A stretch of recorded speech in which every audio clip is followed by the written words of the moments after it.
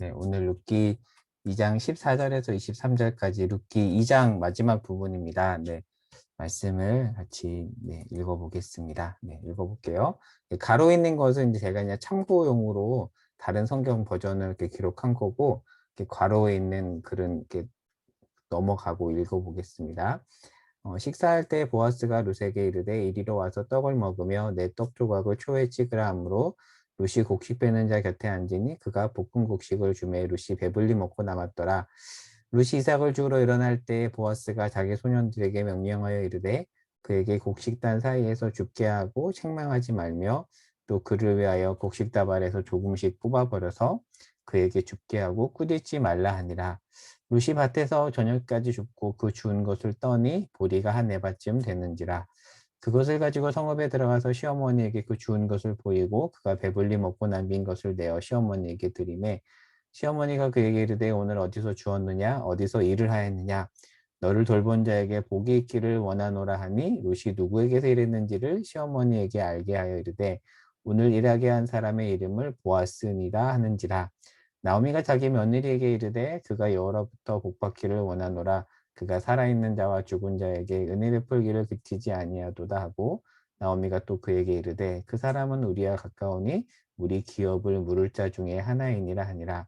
모압 여인 룻이 이르되 그가 내게 또 이르기를 내 추수를 다 마치기까지 너는 내 소년들에게 가까이 있으라 하더이다 하니 나오미가 며느리 룻에게 이르되 내 딸아 너는 그의 소녀들과 함께 나가고 다른 밭에서 사람을 만나지 아니하는 것이 좋으니라 하는지라. 이에 룻이 보아스의 소녀들에게 가까이 있어서 보리 추수와 밀 추수를 마치기까지 이삭을 주우며 그의 시어머니와 함께 거주하니라. 네, 간략하게 이렇게 지난 배경을 좀 복습해 보면 보리 추수 시작할 때 베들레헴에 나오미와 룻이 이르죠. 10년 만에 풍년이 들었습니다. 하지만 나오미와 룻은 밭이 없어요. 밭이 없어서 풍년의 기쁨을 누리기 어려운 상황이죠. 약간 그림의 떡인 상황입니다. 그래도 이제 먹고 살아야 되니까 그래도 젊은 나오미보다는 젊은 룻이 나갑니다. 시어머니에게 제가 이삭을 주오겠습니다 라고 말합니다. 하지만 율법을 무시하던 시대에 이방 여인이 이삭을 줍는 것은 쉽지 않았을 것으로 보이고요. 그것을 예상했던 나오미는 상당히 걱정했던 것으로 보입니다. 그런데 참 감사하게도 룻이 이삭을 주려고 이른 밭은 유력한 자, 이 장에 이렇게 유력하다고 돼 있잖아요. 보아스의 밭이 아주 우연히 이릅니다. 이렇게 우연을 가장한 필연이죠. 그리고 감사하게도 보아스가 호의를 베풉니다. 그래서 룻이 놀라요. 당신이 어떻게 저에게 은혜를 베푸십니까? 너무 놀라면서도 고마웠던 거죠. 근데 이제 보아스의 고백을 보면 이 보아스는 하나님을 분명하게 인식하고 있었습니다. 그래서 이후에 나오는 보아스의 고백을 보면 하나님으로 충만한 자였다는 것을 볼 수 있습니다. 우연히 하나님으로 충만한 보아스의 밭에 이른 룻이 은혜를 받죠. 자, 그러면 이제 이후 구절을 통해서 이 보아스를 통해서 룻이 어떤 은혜를 누렸는지를 한번 보겠습니다. 자, 앞부분을 좀 더 자세히 복습을 해보면 이제 7절에 룻이 아침부터 밭에 와서 곡식을 주울 수 있도록 허락해 주기를 기다렸다고 돼 있는데 지난주 복습에 보면 이 내용 기억나시죠? 7절에서 아침부터 와서 잠시 집에서 쉰 후에 지금까지 계속하고 있다라고 이 말을 딱 들으면 아침부터 계속 일하고 있었다는 느낌이 드는데 이 계속하고 있다라는 이 단어가 기본적으로 서 있다는 뜻이거든요. 그래서 직역을 해보면 아침부터 일을 한 것이 아니라 주인한테 이삭 줍기 허락을 받기 위해서 계속 기다리고 있었다라는 이제 뜻으로 해석해 볼 수 있어요. 그러니까 간절한 마음을 가지고 계속 기다렸던 거죠. 그런데 다행히 보아스가 허락을 하고 자, 마침 이제 오늘 본문 14절에 보면 점심때가 되었는데 보아스가 룻을 식사에 초대합니다. 그리고 이 보아스가 룻을 자신의 일꾼들과 똑같이 대접을 하는데 우리가 읽은 성경에서는 떡이라고 되어 있지만 사실은 빵이잖아요. 사실 번역이 빵이라고 해야 더 어울리는데 점심 식사는 빵입니다. 히브리어로 레헴, 그러니까 베들레헴이 떡집이라고 했잖아요. 레헴이 빵이라는 뜻입니다. 점심 식사는 빵인데 보아스가 룻에게 빵을 주고 그리고 빵 조각을 찍어 먹도록 합니다. 영어 성경에서는 조각을 와인에 찍어 먹도록 했다라고 되어 있는데 여기서 이 와인은 일종의 소스예요. 찍어 먹는 소스. 그러니까 빵을 그냥 준 것도 아니고 이렇게 소스에 찍어 먹을 수 있도록 이렇게 준 거죠. 그리고 더불어 볶은 곡식을 줍니다. 이 볶은 곡식은 보통 이제 사무엘상에 보면 군인들이 가지고 다니는 식량이었는데 이게 일종의 건빵 같은 거죠. 이렇게 먹도록 만든 이렇게 휴대해서 먹을 수 있도록 하는 그런 음식인데 그것까지 줍니다. 굉장히 후한 대접이죠. 제가 그냥 건빵과 튀긴 건빵이라고 했는데 군대 갔다 오신 분들은 아시죠? 이렇게 건빵을 이렇게 튀겨 먹습니다. 이렇게 취사병들하고 친하면 그냥 건빵을 주면 취사병들이 건빵을 이렇게 튀겨줘요. 그리고 거기 이렇게 설탕을 버무려서 저는 이게 취사병들 통해서 저도 많이 먹어봤거든요. 그냥 먹는 것과 이렇게 튀긴 건빵은 좀 느낌이 다릅니다. 그러니까 복식을 이렇게 볶았다라고 하니까 저는 딱 이게 떠오르더라고요. 예, 약간 별미 같은 그런 것을 보아스가 룻에게 준 거죠. 사실 이삭을 죽게라도 해주면 그것으로 정말 충분히 감사한데 보아스는 식사 자리에 초대해서 빵도 주고요. 빵 소스도 주고 볶은 곡식도 주는데 성경에 보면 얼마나 많이 먹었는지 배불리 먹고 남았다라고 합니다. 계속 굶주렸을 텐데 모처럼 만에 정말 배불리 먹은 거예요. 영어 성경은 만족할 때까지 먹었다라고 이렇게 표현을 합니다. 아마 당시 사람들은 삼시세끼를 다 못 먹었을 것 같아요. 제가 지난번에 한번 강의할 때 제가 예로 들었었잖아요. 이렇게 베트남 청년하고 이렇게 리서치를 하러 돌아다녔을 때 점심 시간이 돼서 먹지 않는 그 청년 이야기. 그래서 제가 그때 정말 우리나라와 다르구나. 하루 한두 끼밖에 못 먹는구나. 저도 좀 놀랐었는데 아마 이 당시 사람들, 가난한 사람들은 많아야 하루 두 끼 아니면 하루 한 끼밖에 못 먹었을 것 같아요. 근데 점심시간에 평소 먹지도 못했던 점심 식사를 배불리 먹었으니 얼마나 좋았겠습니까? 제가 간단하게 한번 이렇게 소감을 적어봤는데 여러분은 이 모습을 보면서 어떤 느낌이 드시나요? 약간 흐뭇하지 않나요?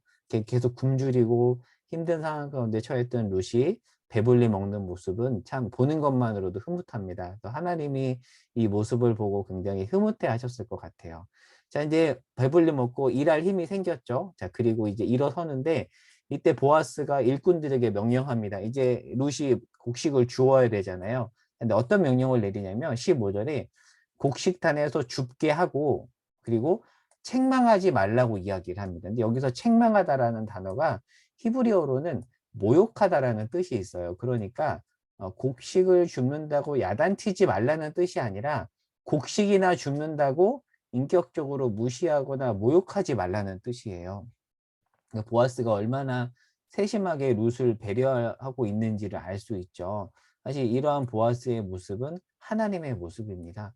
보아스가 이렇게 할 수 있었던 것은 그는 하나님을 잘 알고 하나님을 경외한 인물이기 때문에 이렇게 행동했던 거죠. 하나님을 경외하는 보아스를 통해서 지금 룻에게 은혜를 베풀고 있습니다. 그리고 이제 두 번째 또 어떤 명령을 하냐면 자, 곡식다발에서 조금씩 뽑아 버리라고 합니다. 사실 율법에 따르면 가난한 사람을 위해서 반 모퉁이 곡식을 다 베지 말라고 해요. 그리고 떨어진 이삭을 줍지 말라고는 하는데 일부러 떨어뜨리라는 명령은 없습니다. 그런데 이 보아스는 일부러 더 뽑아 버리라고 이렇게 말함으로써 율법이 말하는 것 이상의 호의를 베풉니다. 사실 이것만으로 도 정말 하나님이 따뜻하게 명령하세요. 이렇게 다 베지 말고 이삭을 줍지도 말고 이런 말씀도 있습니다. 곡식 한 묶음을 잊어버리고 가져오지 않을 수 있잖아요. 그러면 그냥 두라는 말씀도 있어요. 왜요? 그냥 가난한 사람들이 와서 그것을 먹을 수 있도록 하나님 그렇게 배려하시는데 지금 보아스는 그 이상으로 이렇게 조금씩 일부러 뽑아 버리라는 이런 말씀을 주고 있습니다. 자식에게 사실 주고도 또 주고 싶은 게 부모 마음이잖아요. 그리고 사실 보아스는 이렇게 해봤자 어떤 이익도 누리지 못하는 상황인데 그리고 어떻게 보면 이 룻과는 어떤 유대 관계도 없는 물론 나중에 그 먼 친척이라는 것을 이렇게 알게 되지만 지금 상황에서는 어떤 그 유대 관계도 확인하지 않았던 상황인데 이렇게 호의를 베풀고 있습니다. 하나님 닮은 보아스를 통해서 하나님은 룻에게 호의를 베풀고 있습니다. 제가 이것을 묵상하면서 이렇게 떠올랐던 이렇게 책 구절이 있어서 제가 그대로 옮겨와 봤거든요. 그 이재철 목사님하고 이어령 교수님의 대담집, 굉장히 오래전에 100주년 기념교에서 했던 그 대담을 책으로 엮은 내용인데 제가 참 좋아하는 내용인데요. 보아스의 모습을 보면서 이렇게 떠올라서 그 구절을 옮겨와 봤거든요. 한번 읽어볼게요. 노인이 되는 길이 있고 어른이 되는 길이 있습니다. 어른이 되느냐, 노인이 되느냐, 그 분기점은 내가 나를 더 생각하느냐, 상대를 더 생각하느냐, 바로 여기서 갈라집니다. 그래서 노인은 나이가 들수록 자기만 알죠. 그런 분들은 나이가 들어서만 그런 것이 아니라 대부분 젊었을 때부터 그렇게 살아온 분들이지요. 어른이 된다는 것은 남을 위하는 마음을 키워가는 것입니다. 20대에는 이해하지 못하는 것을 30대에는 이해하고 30대 이해하지 못하는 것들을 50대, 60대 이해하고 품게 되는 것입니다. 그래서 어른이 곁에 있으면 그분이 설령 병상에 누워 있어도 주인은 훈훈해집니다. 어른은 모두를 감싸 덮어주고 자기 것으로 채워줍니다. 약간 보아스가 이 시대에 그런 어른이지 않았나 싶어요. 사실 어른이 되다 보면 저도 이제 나이가 들어가면서 이렇게 어린 아이들, 젊은 아이들, 오늘도 같이 중고등부 시절을 겪었던 그 20대 벌써 20대 중반이 넘었던 이제 벌써 청년이 된 아이 2명을 만났었는데 나이가 들어가면 자꾸 나 때는 이랬는데 사실 이제 흔히 말하는 라떼는 이렇게 하게 되잖아요. 근데 진짜 어른들은 나는 이랬는데 너 뭐야 이렇게 얘기하는 것이 아니라 점점 이렇게 품게 된다라는 거죠. 그래서 그런 어른이 옆에 있으면 설사 그 사람이 누워 있어도 주인은 훈훈해진다라는 그런 말을 하는데 예전에 이 글을 읽으면서 내가 그런 어른이 되면 좋겠다. 그러니까 두 가지 마음이 들었던 것 같아요. 아, 이런 어른을 만나고 싶다. 그리고 또 하나, 아, 내가 그런 어른이 되면 참 좋겠다라는 그런 생각이 들었는데 보아스를 보다가 딱 떠오른 책 문구여서 책을 다시 막 찾아가지고 한번 그대로 옮겨봤습니다. 어두운 사사시대의 보아스 때문에 베들레헴은 참 밝았습니다.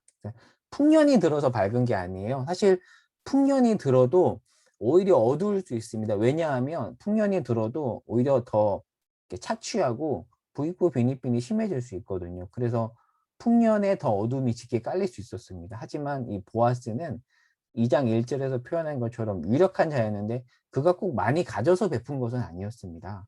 유력하지 않아도 베풀 수 있고요. 유력해도 베풀지 않을 수 있습니다. 하지만 보아스를 통해서 이렇게 밝아진 것은 그가 하나님을 경외한 사람이었고 그리고 성령의 열매가 가득했던 사람이었기 때문에 그를 통해서 주변이 밝아졌죠. 그래서 나이가 들면서 그런 사람이 되기를 말을 하지 않고 어떤 행동을 꼭 하지 않아도 사실 이재철 목사님이 한 말이거든요. 그 말이 그 대담집에서 이재철 목사님의 표현처럼 병상에 누워 있어도 주위를 훈훈하게 하는 굳이 말을 하지 않아도 훈훈하게 하는 그런 사람이 되면 좋겠다라는 생각을 또 이렇게 정리하면서 해보았습니다. 네, 또 가볼게요. 자, 루시 저녁까지 한 에바를 주는데 계산해 보면 한 20kg 정도 됩니다. 그러니까 저녁까지 이삭을 줍고 이제 이렇게 타작을 해야 되잖아요. 이렇게 떤다라고 되어 있는데 탈곡하는 거죠. 근데 한 20kg 정도 되는데 성인 하루 식량이 이 당시 한 0.5kg 정도 됐대요. 그러니까 20kg는 성인이 한 40일 정도 먹을 수 있는 그리고 루시 시어머니와 한 20일 정도 먹을 수 있는 분량이에요. 여성 혼자서 이 정도 주운 것은 대단한 거죠. 그러니까 얼마나 절박했는지를 엿볼 수 있습니다. 그리고 정말 무겁고 힘들었겠지만 너무 기뻤을 것 같아요. 이제 우리 20일 버틸 수 있어. 그래서 그것을 가지고 성읍 안으로 들어갑니다. 혼자 들기 쉽지 않았을 텐데 들고 들어가요. 그녀의 발걸음은 매우 가벼웠다. 몸은 무거웠지만 마음만은 가벼운 룻의 손에는 한 에바 이삭뿐만 아니라 이 구절 읽어보면 참 따뜻해요. 그 먹다 남은 볶은 곡식을 이렇게 쌉니다. 싸가지고 그 시어머니에게 드리려고 가지고 갑니다. 그러니까 참 이렇게 아름다운 모습이죠. 누군가를 주기 위해서 먹다 남은 것을 한번 싸본 경험 있나요? 그 마음 느껴보시죠. 제가 이게 약간 생뚱맞을 수 있는데 제가 왜 이걸 적어놨냐면 이걸 정리하다 갑자기 저는 이게 떠올랐어요. 예전에 제 이야기인데 제가 선교단체 간사할 때 사실 선교단체 간사하는 돈이 없어요. 진짜 이렇게 차비도 없어가지고 맨날 걸어다니고 그렇게 살았었는데 그때 이제 간사들끼리 무슨 그 강의 경연 대회 이렇게 서로 강의를 하고 이렇게 강의 평가가 좋은 사람한테 이렇게 상금 5만 원을 주는 뭐 그런 대회를 이렇게 지부에서 했었는데 제가 그때 신학을 하기 전이었는데요. 성경과 경영학 뭐 이런 걸 가지고 제가 한번 그냥 제 멋대로 한번 강의를 했었는데 상금 5만 원을 받았어요. 근데 그때 마침 이제 저희 어머니가 결핵을 이렇게 앓으셔가지고 뭐 돈도 없는데 갑자기 떠올랐던 게 어머니한테 장어를 먹이면 좀 낫겠다 싶어가지고 제가 그 5만 원을 가지고 수산시장에 가서 이렇게 장어를 사가지고 어머니한테 갔었는데 그때 진짜 이렇게 마음이 뿌듯했거든요. 지금 생각해 보면 정말 이렇게 작은 돈인데 갑자기 이제 그때 장면이 이걸 이렇게 정리하면서 떠올랐었거든요. 그러니까 지금 사실 룻이 약간 그런 것 같아요. 진짜 뭐가 없는데 그렇게 받은 것을 이렇게 싸가지고 꽁꽁 싸가지고 지금 이렇게 어머니한테 가는 그 모습 참 이렇게 인간적으로 보면 참 따뜻하잖아요. 사실 이 룻은 보아스에게 헤세드를 받았죠.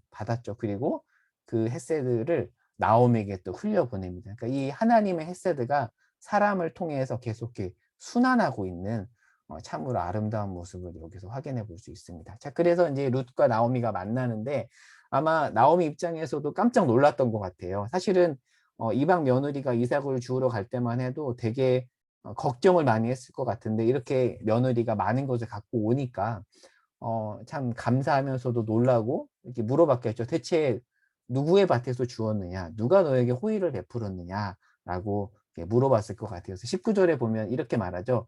어디서 주었느냐? 어디서 일을 했느냐? 이렇게 오늘날 말로 이렇게 번역을 해본다면, 야, 어디서 일했어? 말해봐. 대체 누가 너한테 호의를 베푼 거야? 말 좀 해봐. 이렇게 얘기를 했겠죠. 자, 그러자 룻이 보았습니다라는 말을 하고 나오미가 이런 말을 해요. 그가 여호와로부터 복받기를 원하노라. 그러니까 축복 기도합니다. 사실 룻 곳곳에는 기도가 나오거든요. 그러니까 지금 제가 그건 한번 나중에 다 정리해서 한번 그 부분만 나누려고도 하는데 나오미의 축복 기도가 나옵니다. 나오미는 감사할 줄 알았고 축복 기도를 할 줄 아는 자였습니다. 네. 그래서 이렇게 이게 나오미의 기도라는 거 짚고 넘어갑니다. 자, 그러면서 이제 이런 말을 합니다. 그가 살아있는 자와 죽은 자에게 은혜 베풀기를 그치지 아니했다라는 하는 그런 구절이 나오는데, 자, 여기서 그는 누굴까요? 근데 유진 피터스는 메시지 성경에서 하나님으로 번역을 하는데 사실 이 그가 하나님인지 보아스인지 명확하지 않습니다. 자, ESV 스터디 바이블 설명을 볼게요. 그가 누구를 가리키는지 분명하지 않다. 보아스일 수도 있고 하나님일 수도 있는데 아마도 여기서 나오미는 의도적으로 불분명하게 표현했을 것이다. 따라서 여기서 그는 보아스와 여호와 모두를 암시할 것이다. 아주 적절한 해석이죠. 사실 보아스를 통해서 은혜가 임했지만 동시에 하나님이 보아스를 통해서 또 한 거니까 사실 둘 다죠. 우리가 처음에 개관 살펴본 것처럼 룻기에는 하나님이 직접적으로 나타나지 않습니다. 꼭 하나님이 어떤 사람을 통해서 나타나시거든요. 그러니까 지금 하나님이 보아스를 통해서 나타나고 있음을 확인해 볼 수 있습니다. 그러니까 하나님 닮은 보아스를 통해서 하나님이 은혜를 베풀고 있죠. 여러분 그런 경험 해본 적 없나요? 이렇게 교회에서 누군가가 호의를 베풀었는데 그가 베푼 호의를 통해서 내가 하나님의 은혜를 경험한 그런 경험 있죠. 지금 나오미가 그런 경험을 하고 있습니다. 그러니까 어떤 집사님을 통해서 내가 은혜를 받았다 그 말이 곧 하나님이 나에게 은혜를 베풀었다 이렇게 같은 거죠. 지금 그렇게 표현을 하고 있습니다. 이 표현을 조금 정리해 보겠습니다. 이 표현은 사실 1장 8절에도 나와요. 1장 8절에 가면 나오미가 두 며느리에게 이르되 너희가 죽은 자들과 나를 선대한 것 같이 여호와께서 너희를 선대하기를 원하시며 라고 하면서 이 표현이 그대로 나오거든요. 그래서 죽은 자를 향한 은혜는 한 사람이 죽고 남은 과부를 돌보는 것을 말하는데 룻은 나오미에게 은혜를 베풀었고 보아스는 룻에게 은혜를 베풀었죠. 그래서 은혜가 계속 이렇게 순환하고 있습니다. 그때 살펴봤던 글 한번 읽어볼게요. 인간이 서로를 향해 베푼 헤세드는 하나님의 헤세드를 경험할 수 있는 매개체이다. 둘은 놀랍게도 대응 관계를 이룬다.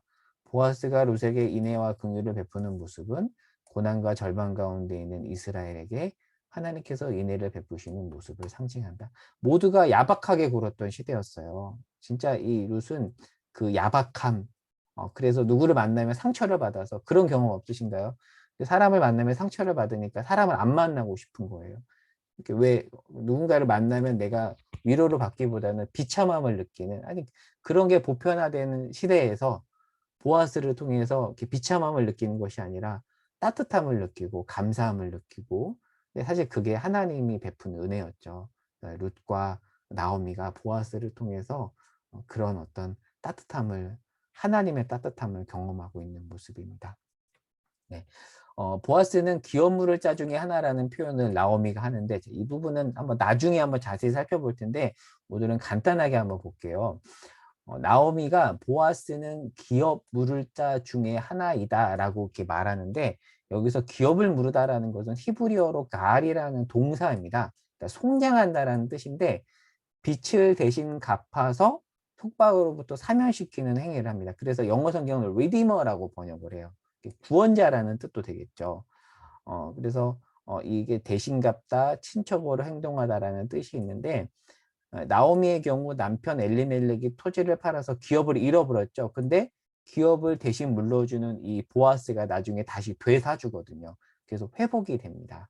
그래서 조금 더 확장을 해본다면 기업 물을 자는 신약에서 예수님께서 우리의 리디머가 되셔서 죄에 팔린 우리를 그의 피로 값주고 사셨다는 개념으로 이제 확대가 됩니다. 그래서 기업 물으다는 것은 당시 어떤 시대적인 배경에서의 의미도 있지만 신약의 빛으로 본다면 우리의 진정한 리디머가 되시는 예수 그리스도와 이렇게 연결이 됩니다. 그래서 어떤 학자들은 보아스가 예수님을 예표하는 인물이다 이렇게 해석을 하기도 합니다. 기업 무르기에 대해서 한번 간단하게 보면은 레위기 말씀에 나오는데 형편이 어려워서 엘리멜렉처럼 이렇게 토지를 팔았을 경우에 기업 무르기 법에서 그 기업을 다시 얻을 수 있도록 하는 규정이 있습니다. 첫 번째는 가까운 친척이 다시 사서 돌려주도록 하는 게 하나의 방법이고요. 두 번째는 판 후에 내가 다시 돈이 생기면 다시 사올 수 있도록 해주는 법이 있는데 사실 나오미와 룻은 이렇게 하기가 어렵겠죠. 돈이 없으니까. 그리고 마지막 희년인데 안식년의 안식년인 이 희년에는 모든 토지가 원소유주에게 돌아가도록 이렇게 성경에서 설명을 해요. 근데 한번 이 부분을 볼게요. 역사 기록에 따르면 희년 제도는 제대로 시행된 적이 없대요. 이게 성경학자들과 역사학자들의 설명입니다. 성경에 분명히 명시되어 있지만 제대로 시행된 적이 한 번도 없다. 뭐 이렇게 설명을 하더라고요. 그러니까 사실 그런 또 인간 사회에서 룻과 나오미가 다시 기업을 얻기란 쉽지 않죠. 그런데 우리가 이제 결론 부분에 보면 알 수 있겠지만 보아스가 사실 가까운 친척도 아니거든요. 보아스는 상당히 먼 친척입니다. 근데 가까운 친척이 거절을 해요. 그래서 보아스에게는 1차 책임도 없는데 보아스가 이 기업 무르는 역할을 감당해 줍니다. 그래서 땅을 다시 돌려받게 되는 기업을 얻게 되는 그런 은혜를 누리게 되죠. 자, 그런데 남자가 없으면 기업을 물려줘도 유산을 상속받을 수 없거든요. 그렇잖아요. 아들이 없잖아요. 그래서 이 룻기에서는 형사 취수 제도하고 기업 무르기 제도가 두 가지가 이렇게 결합이 됩니다. 결합이 돼서 나오미와 룻이 은혜를 받거든요. 그 부분은 또 나중에 한번 자세히 살펴볼게요. 그래서 오늘은 간단하게만 정리해 볼게요. 그래서 기업 물을 사람의 순서에 대해서 레위기 25장에서 이렇게 우선순위가 이렇게 됩니다. 형제 먼저, 그다음에 삼촌, 그다음에 삼촌이 안 되면 사촌, 사촌이 안 되면 그 밖에 친척인데 사실 보아스는 먼 친척이에요. 근데 가까운 친척이 거절하거든요. 그래서 먼 친척인 보아스가 기업을 부릅니다. 그리고 룻의 남편의 형제는 아니지만 룻과 나중에 결혼을 합니다. 나중에 한번 살펴볼게요. 그래서 이 보아스의 모습은 우리를 위해 이 땅에 오신 예수님을 떠오르게 한다고 하면서 예수님을 예포하는 모델이라고 그렇게 말합니다. 그래서 예수님도 우리의 고엘이거든요. 이 가알, 이렇게 기업 무르다라는 동사의 명사형이 고엘이거든요. 고엘, 기업 무르는 자. 근데 보아스도 기업 무르는 자고 예수 그리스도도 우리의 기업 무르는 자죠. 그렇게 본다면 사실 우리가 룻이죠. 누군가가 대신 물러주지 않으면 죽을 수밖에 없는 존재인데 예수님이 기업을 물러주시잖아요. 은혜를 받았잖아요. 그렇게 본다면 우리가 룻이고 그리고 예수 그리스도가 보아스라고 이렇게 설명해 볼 수가 있습니다. 대화 그 이후 이제 마지막 이제 부분으로 가보겠습니다. 21절에 룻은 나오미에게 보아스가 추수 맞을 때까지 이삭을 줍도록 허락했다고 말하고 나오미는 다른 밭에 가지 말고 그 밭에서 이삭을 주우라고 말하거든요. 왜냐하면 뭐 메시지 성경 번역을 볼게요. 그의 밭에서 일하는 젊은 여인들과 같이 다니면 안전할 것이다. 여기서 말하는 그는 보아스죠. 근데 만약에 보아스가 아닌 모르는 사람의 밭에서 욕을 당할까 걱정했는데 이제 안심이구나. 그러니까 대부분 이 당시 여인들이 이삭을 주우면 욕을 많이 당했던 것 같아요. 그런데 보아스는 그렇게 하지 않도록 보호하죠. 룻이 안전을 확보한 것을 보고 나오미는 안심합니다. 자, 23절에 가면 룻이 보아스의 밭에서 계속 추수를 하는데 밀추수가 언급이 돼요. 사실 앞부분에서는 밀추수 얘기를 하지 않았거든요. 자, 그런데 보통 4, 5월 사이에 보리를 추수했고 몇 주 지나서 밀추수도 했대요. 그러니까 상당히 오랜 기간 이삭 줍도록 허락했던 것 같아요. 한 3개월 정도 그렇게 룻이 보리 추수 때도 이삭을 줬고 밀 추수 때도 이삭을 줄 수 있었던 것으로 보입니다. 자, 그런데 사실 이삭 줍기는 임시적 해결책입니다. 왜냐하면 그 예를 들자면 극빈층한테 밥 한 끼를 대접하는 것은 귀한 일이지만 일시적 도움이지 어떤 구조적 도움이 아니잖아요. 그래서 사실은 어떤 일시적 도움과 구조적 도움이 병행돼야 됩니다. 그러니까 구조적 도움은 일종의 이런 거죠. 어떤 제도를 통한 도움이잖아요. 뭐 예를 들자면 기초수급자 제도나 아니면 뭐 취업 지원과 같은 그런 도움이 같이 가야 됩니다. 그러니까 밥 한 끼 사주는 것도 참 좋은 일이지만 구조적인 도움이 같이 병행돼야 되는데 어, 이삭을 줍는 것만으로는 잠깐 동안은 해결이 되겠지만 다 먹고 나면 또 해결이 되지 않잖아요. 그래서 한번 이 부분 설명을 볼게요. 아무리 많이 주어도 추수 이후 2, 3개월 이상 버티기 쉽지 않았을 것이다. 그러나 다행히 기업 물을 자 중 하나인 보아스의 등장은 룻과 나오미가 3개월 이후에도 계속 은혜를 입을 수 있음을 암시합니다. 그러니까 이 기업 무르기 제도는 약간 일종의 구조적 도움인 거죠. 그러니까 이삭 줍기가 일시적 도움이라면 기업 무르기 제도는 구조적 도움입니다. 그러니까 참 하나님 멋있죠. 일시적 도움을 넘어서 구조적 도움까지 명령하신 하나님 우리가 또 율법을 통해서 확인해 볼 수 있는데요. 이것을 이제 확장해서 실제로 어떤 삶의 현장에서 이 종교개혁가인 잔 칼뱅이 적용한 예들이 상당히 많이 있거든요. 그래서 그런 내용이 칼뱅의 경제윤리라는 책에 나와 있어요. 한번 그 부분을 한번 다음에 좀 기회가 되면 자세히 살펴보도록 하겠습니다. 텅 빈 나오미의 삶은 룻을 통해 보아스를 통해 조금씩 채워져 가고 있다. 자신을 나를 그냥 말하라 불러라고 했던 나오미의 삶이 자신의 이름에 맞게 나의 기쁨이란 그 이름에 맞게 변해갑니다. 네, 정리해 보겠습니다. 룻기의 배경은 어둡습니다. 굉장히 어둡습니다. 그런 시대의 보아스는 시대를 역행한 인물이었습니다. 창세기에도 보면은 굉장히 어두운 시대에 대해서 얘기하거든요. 가인이 아벨을 죽이고 이렇게 타락이 굉장히 보편화됐던 시대에 창세기 4장 26절에 보면 이런 말씀이 있어요. 그때 사람들이 비로소 여호와의 이름을 불렀더라. 누구 때요? 에노스 때. 이걸 가지고 한번 마지막 정리를 해보겠습니다. 설명을 한번 읽어볼게요. 이 세세 후손들이 여호와의 이름을 부르기 시작했다. 인간이 에덴 동산 밖에서 살던 초기 시절부터 한 분 하나님을 예배하는 가게가 등장했다. 그들의 신앙심은 가인 계보의 폭증하는 범죄에 대한 해독제 역할을 했다. 가인 계보는 예술과 기술의 발달에 기여했지만 셋 계보는 참된 예배의 발달에 기여했다. 그러니까 가인의 후손들이 일종의 장악하던 시대, 타락한 시대에 셋이 등장을 해서 셋의 후손 에노스 때에 하나님을 예배하는 일들이 있었다라고 이렇게 창세기 4장 26절에 이렇게 말을 하거든요. 이것을 보아스와 한번 연결을 해봤어요.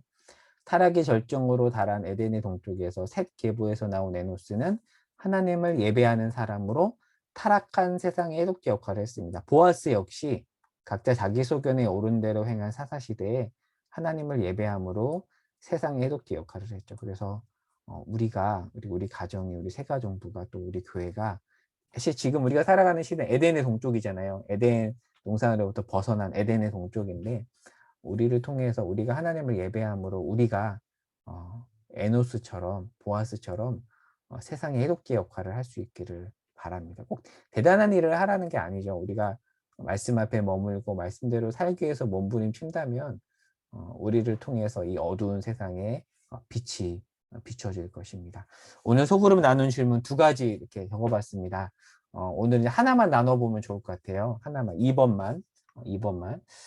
보아스와 같은 어른, 동료, 친구를 만난 경험이 있는지, 그로 인해서 각박한 삶 가운데 한번 따뜻함을 경험한 이야기, 하나님을 느낀, 하나님의 따뜻함을 경험한 이야기를 한번 나눠보면 좋을 것 같습니다. 지금 3시 50분인데요. 4시 10분까지 이렇게 나눠보도록 하겠습니다.